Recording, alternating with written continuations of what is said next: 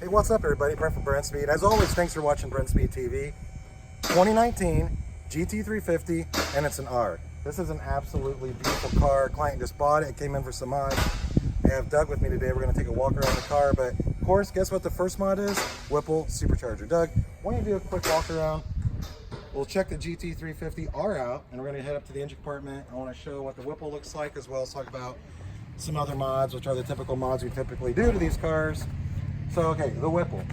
We went with the red. We actually painted the supercharger red. It looks really, really cool. And then we did cooling mods. So we did Aller radiator, rear cylinder head cooling kit, cooler thermostat. We did a carbon fiber drive shaft. We also installed oil pump gears. But the one thing that we didn't change on this particular 350 that we normally do are Cook's headers. Most of these videos you watch, you'll see we do Cook's headers. This is running factory exhaust manifolds and of course the factory cats. So that's going to lower the power just a little bit maybe than what you're normally used to seeing, but still it's going to come out really, really good.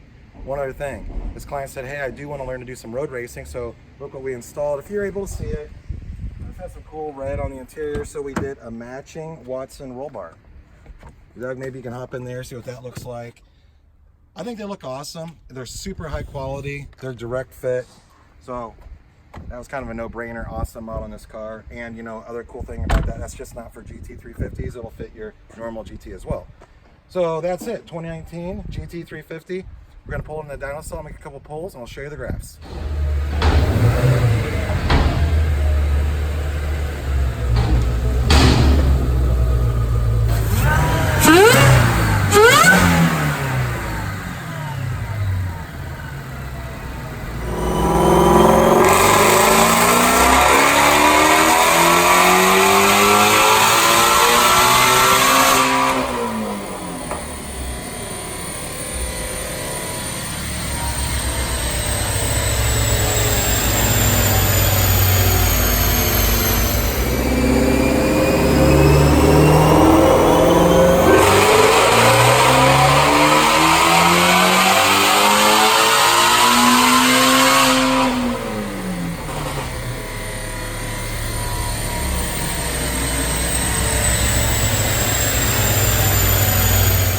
All right, look at this. I tricked myself.